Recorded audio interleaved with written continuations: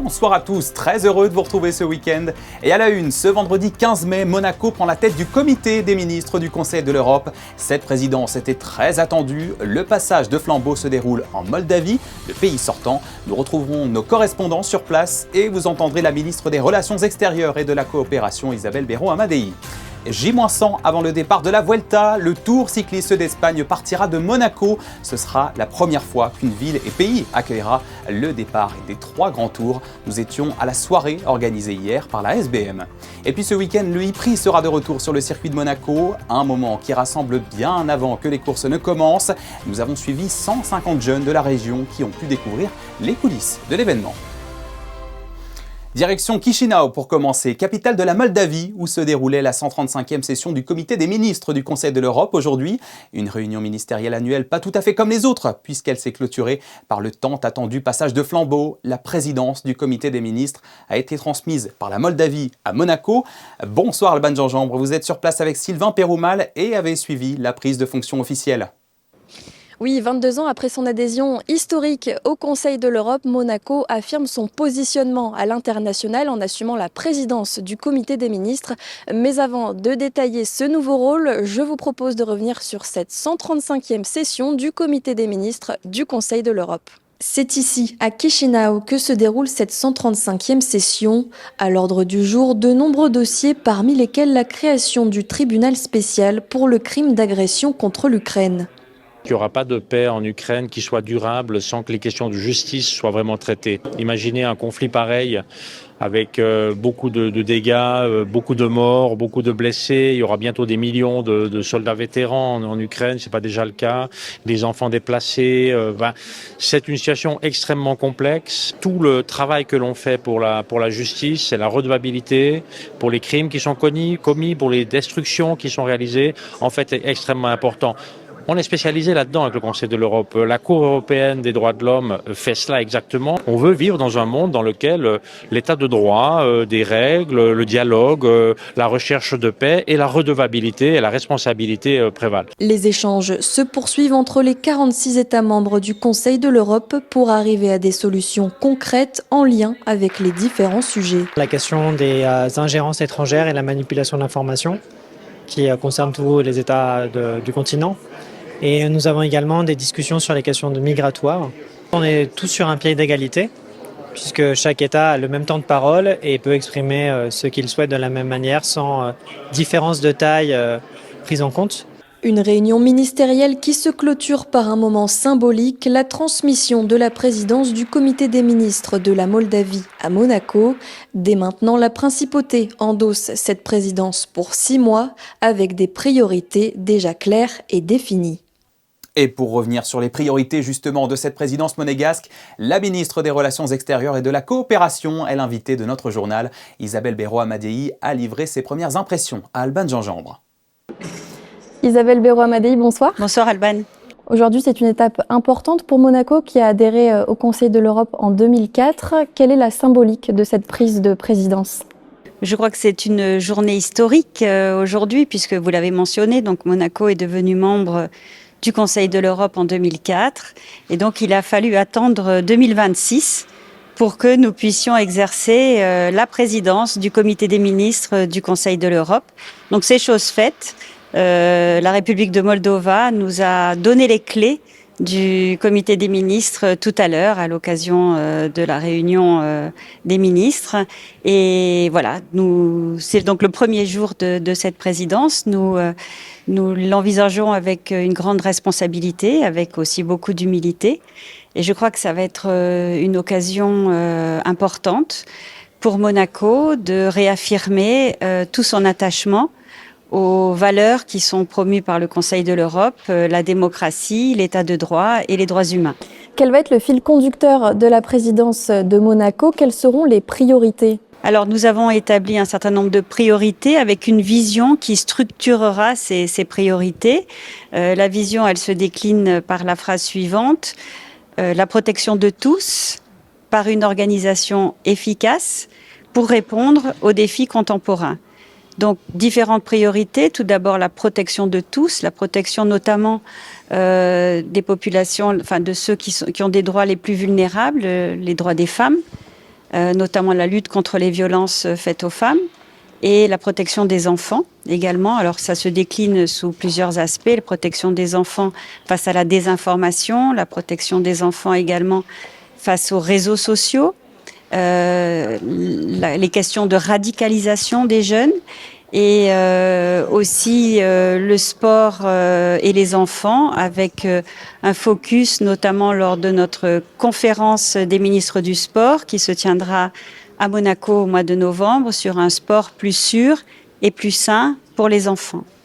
Ensuite, par une organisation efficace, donc nous allons essayer de renforcer le dialogue entre les États membres et avec l'organisation, justement pour promouvoir les droits et les valeurs du Conseil de l'Europe et pour répondre aux défis contemporains, puisqu'il ne vous a pas échappé que nos sociétés démocratiques sont fragilisées par un certain nombre de phénomènes, dont notamment la désinformation, l'intelligence artificielle également, qui peut aussi entraîner des fake news par exemple, des ingérences en matière d'élections démocratiques.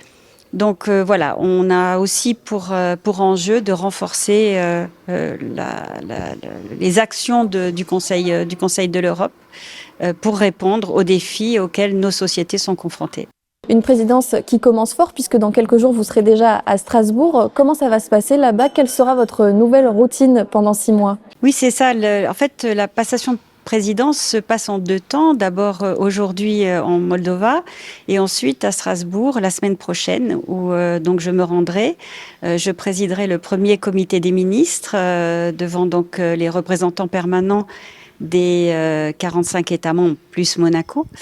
Et puis donc nous aurons un certain nombre d'événements qui mettront en valeur la principauté mercredi prochain, 20 mai, donc lors de la prise de passation, lors de la prise de présidence de façon officielle. Et puis, tout au long de ces 6 mois, nous déclinerons nos priorités au travers de nombreux événements qui se tiendront soit à Strasbourg, soit à Monaco, avec d'ailleurs la participation de conseillers de gouvernement ministres et du secrétaire d'État à la justice également, qui viendront parler de ce que fait Monaco sur les différentes thématiques que nous souhaitons porter. Merci d'avoir répondu à nos questions. Merci beaucoup, Alban. Un autre temps fort à portée internationale se déroulait en parallèle en principauté aujourd'hui. Le président d'Interpol était en visite officielle à Monaco. Lucas Philippe, élu il y a tout juste 6 mois, en novembre dernier, a été accueilli ce matin au Palais Princier où il a pu s'entretenir en audience avec son Altesse Sérénissime le Prince Albert II. Lucas Philippe a également rencontré le ministre d'État, le ministre de l'Intérieur ainsi que le directeur de la Sûreté publique dont il a visité les locaux qui servent d'ailleurs de bureau central national. L'objectif de cette visite est bien sûr de parler coopération policière internationale avec Monaco, qui est l'un des 196 États membres de l'organisation, officiellement depuis 1950. Et pour revenir sur cette visite et ses enjeux, notez que le président d'Interpol sera notre invité demain soir dans ce JT.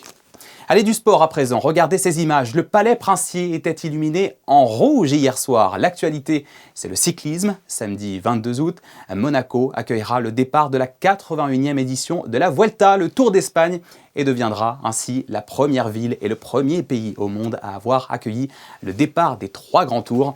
Alors le Palais a voulu symboliser les 100 derniers jours avant le grand événement. Et en parallèle, un cocktail était organisé par la SBM du côté de Monte-Carlo hier soir à l'Amazonico, en présence du prince souverain. Frédéric Hélion et Hugo Comasa étaient présents. J-100 avant le grand départ de la Vuelta à Monaco. Le samedi 22 août, les coureurs du peloton du Tour d'Espagne s'élanceront de la Principauté pour un contre-la-montre individuel.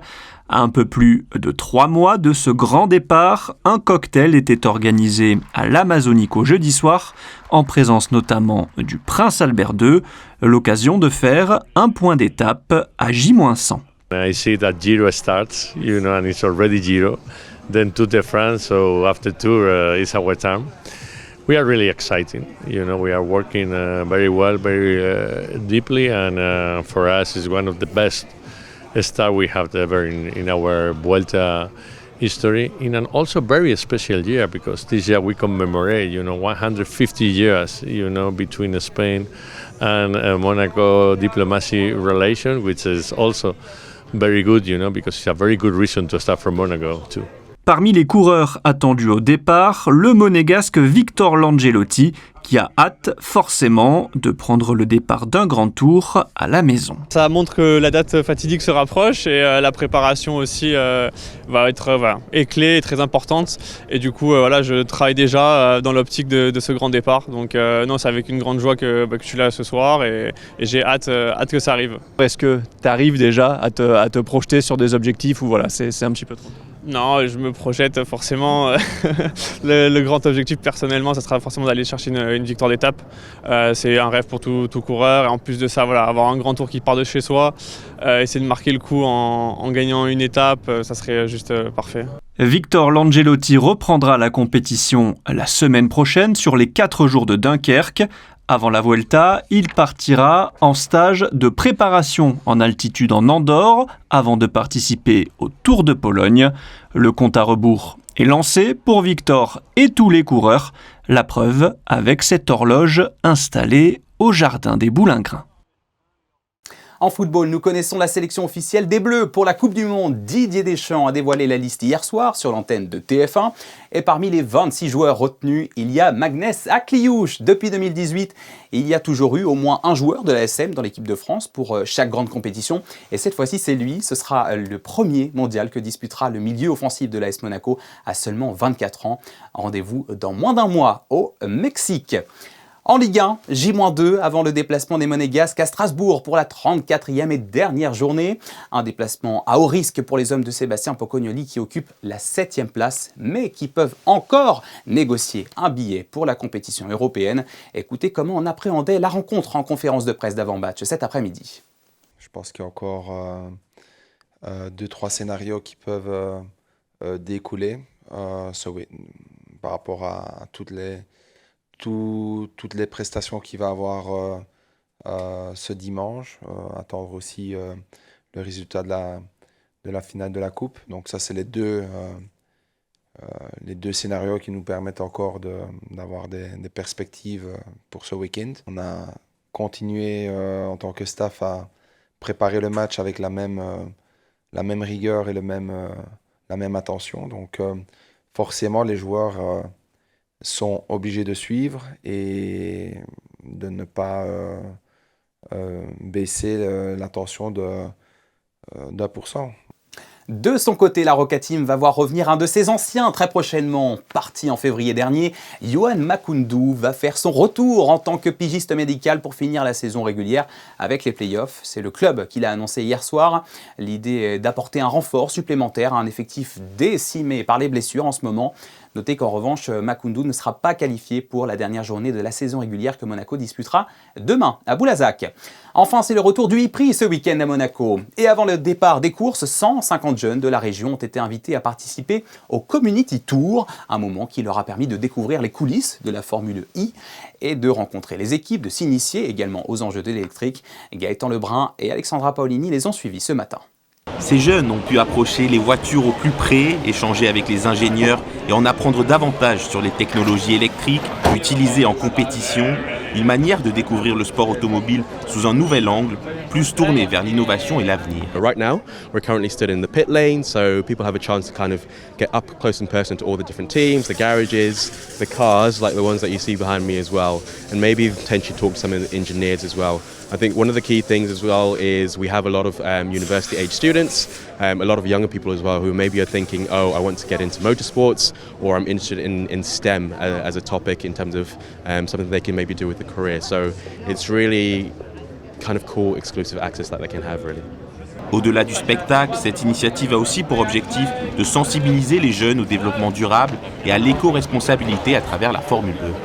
A big part of why we do days like these is really around sustainability. So sustainability is kind of one of the core principles at Formula E, and part of that involves the environment, but then there's also the social side as well. So really bringing other people to the racetrack and kind of showing them what else is possible in the motorsports world. Une expérience immersive et pédagogique au cœur du e-prix de Monaco. Restons un peu dans le même univers avec un autre programme de la FIA et de la Formule I, nommé Girls on Track. Il a pour but d'accroître la participation féminine dans le sport automobile. Tous les détails dans ce reportage de Frédéric Elion sur les images de Camille Canoni. Le sport automobile, c'est aussi une histoire de filles et de femmes. Dans le cadre de Girls on Track, le programme de la Formule I en collaboration avec la FIA, des jeunes filles peuvent vivre sur chaque week-end de course des journées en immersion au sein du paddock. Essentially what we're trying to do is encourage young girls ages 12 to 18 to know more about motorsport, to know more about the different careers that you have in motorsport that is beyond just driving and engineering, and allow them to feel like they have a part in the sport and that they have a future and opportunities in the industry as well. Elles étaient plus d'une soixantaine aujourd'hui à Monaco, avec au programme la visite de la collection de voitures du prince Albert II, puis un tour dans la pit lane du e-prix de Monaco, de quoi faire naître ou conforter même quelques vocations. Ma fille veut être ingénieure en sport automobile et c'est une première approche pour elle dans le monde du sport automobile. Il y a très peu de femmes, donc on encourage notre fille, dès qu'il y a une possibilité de venir quelque part, on essaye qu'elle puisse être sur le terrain. On a pu voir toutes les voitures du prince, c'est très sympa. Après, on a eu l'intervention de 4 femmes qui travaillent dans le monde du sport automobile. On a pu en apprendre plus. Et là, les stands, du coup, on peut voir de plus près, c'est vraiment sympa. Ta maman en parlait, d'où est venue finalement, toi, cette vocation et cette envie de faire ce métier dans le sport auto? Moi, d'abord, j'ai vu à la télé et je me suis dit, je vais être là-bas quand je voyais les gens derrière la pit lane. Après, j'ai fait un brevet d'initiation à l'aéronautique, donc pour voir l'aérodynamisme. Je voulais plus me spécialiser là-dessus. Et plus je découvre ce sport, plus j'ai envie d'y participer. Donc j'ai envie d'apporter ma pierre à l'édifice moi aussi. La journée s'est terminée par une visite du Fan Village et par une session roulage en karting à Box 98.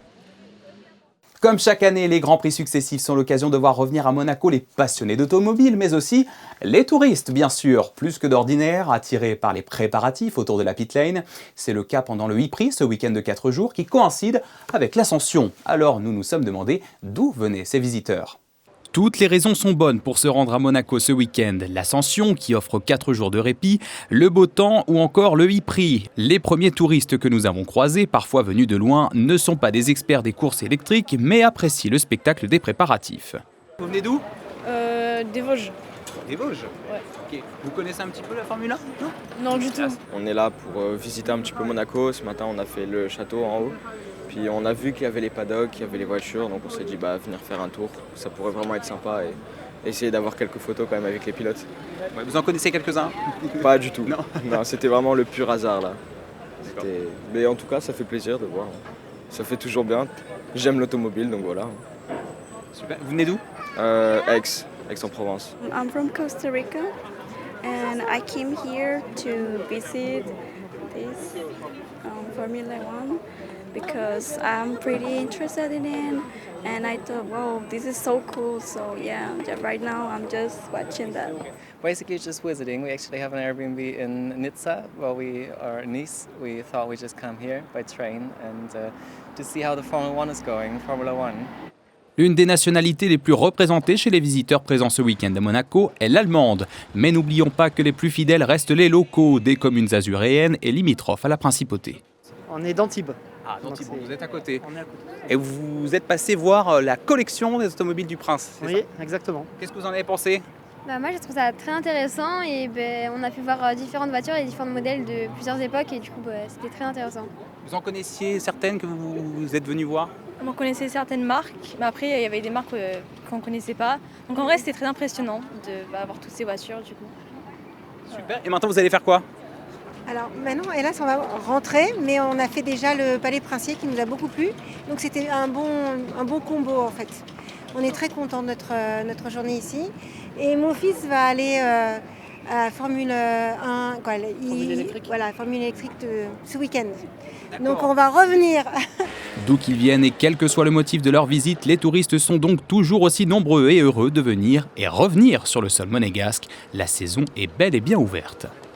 Voilà, et des visiteurs, on en verra encore tout au long de ce week-end à Monaco, week-end de e-prix que vous pourrez suivre en direct dès 10h40 demain sur Monaco Info avec Frédéric Elion et Franck Philippe au commentaire. Mais avant ça, vous retrouverez Frédéric Elion dans un instant pour vos prévisions météo. Ensuite, l'après-JT de ce vendredi sera consacré à l'accord Ramoge qui célèbre ses 50 ans cette année. Je vous laisse sur les photos de Stéphane Dana qui a suivi la visite officielle du président d'Interpol, Lucas Philippe, en principauté ce vendredi. Lucas Philippe qui, je le rappelle, sera notre invité exceptionnel demain soir dans ce journal. Passez une très belle soirée sur Monaco Info et je vous dis à demain, 19h.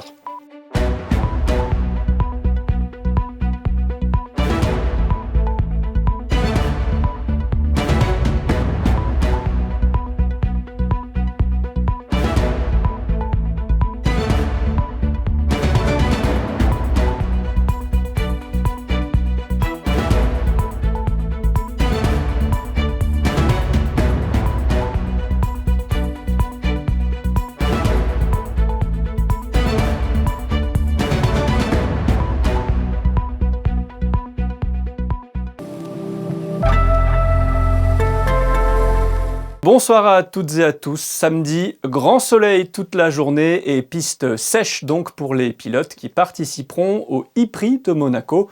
Le vent soufflera toujours de façon plus modérée avec des rafales atteignant les 25 km/h. Côté température, il fera 12 degrés le matin et 21 l'après-midi. Samedi 16 mai, ce sera la Saint-Honoré. Et aussi à l'anniversaire de Janet Jackson, Megan Fox, Pierce Brosnan et Grigor Dimitrov. Rien que ça, si vous avez leur contact, n'hésitez pas, un petit texto, ça fait toujours plaisir. Une très bonne soirée à toutes et à tous sur Monaco Info.